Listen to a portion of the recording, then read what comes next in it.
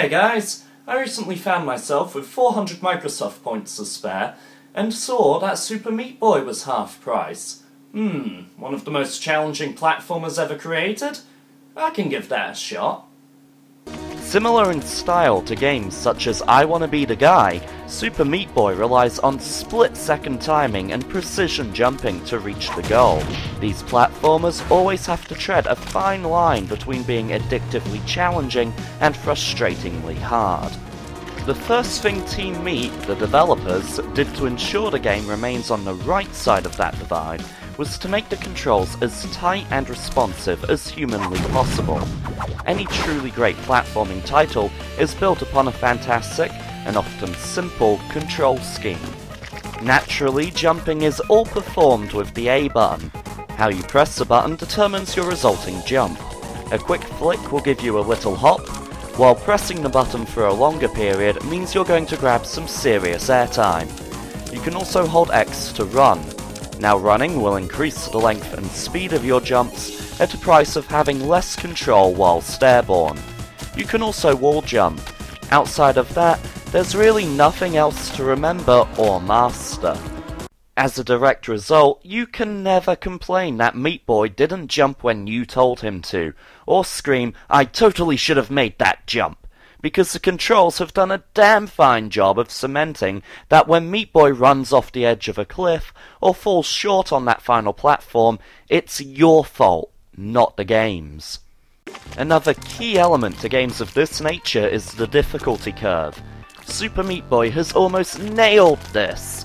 The first few levels are very short, very sweet, and only ask you to perform basic actions. It teaches you what you'll be doing in as little time as possible, then starts introducing more complex obstacles and level designs, one at a time. Later levels are literally hell. Up to this point though, Team Meat have made you prove you know how every element of the game operates, before combining them. For example, wall jumping is introduced in the first couple of levels. Buzzsaws are then introduced, and you'll have to jump over them. Then we have buzzsaws on the walls, and you'll have to wall jump around them. Later on, you'll have to do this whilst over a pit of lava, or before a moving platform leaves you behind.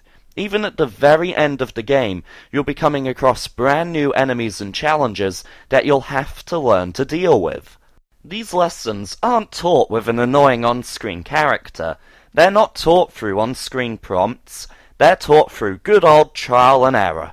You observe how something works, you try something out, and if you don't get past it, you try something different.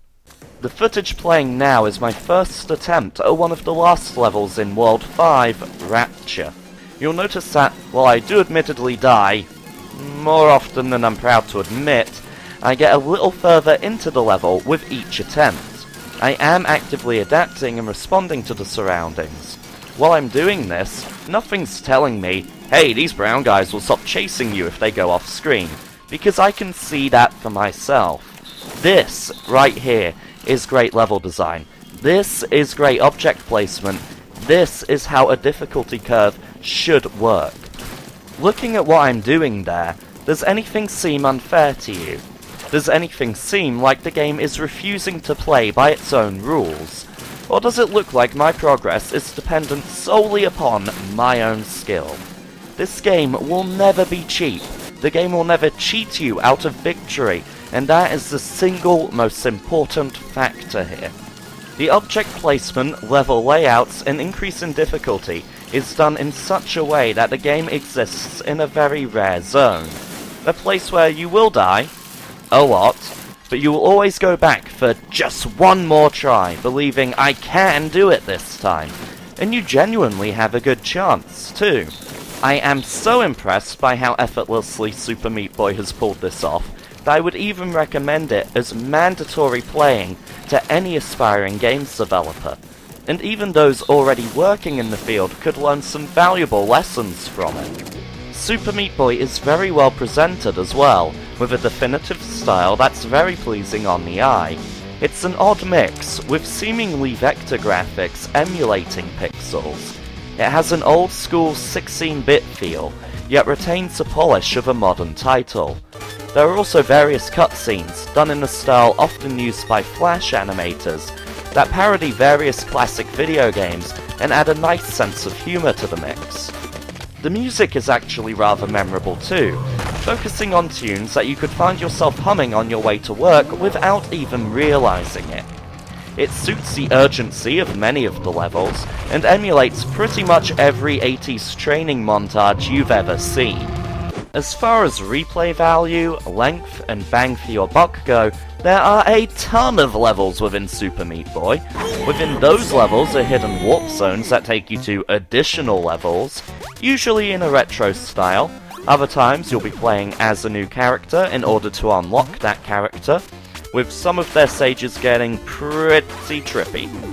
There are also bandages you can unlock in some levels to unlock new characters as well. Outside of that, getting an A+ rank on a level will unlock a Dark World version of it. Basically the same level again, but made much more difficult or laid out differently. If you wanted to complete this game to 100%, you're going to be here for a very long time. So in summary, Super Meat Boy is a superb little game, and I think the reason I had so much fun playing it is because the developers clearly had a lot of fun making it. Now, this is quite a rare thing for me, and I found the game to be legitimately challenging. It has that balance between being hard and being frustrating.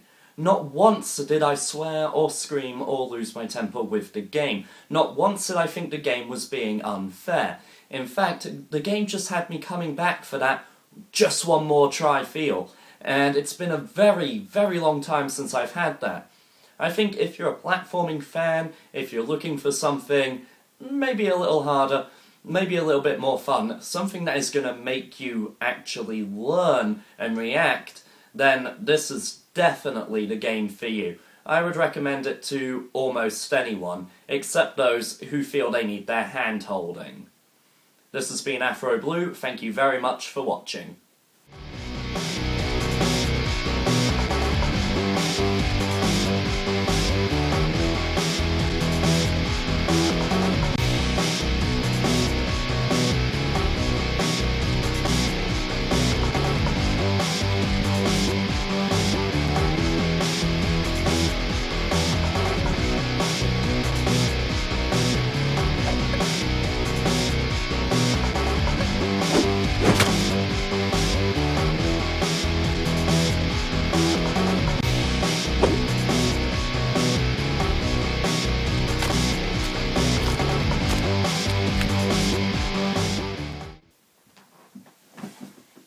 So, in summary, Super Meat Boy is a superb little game.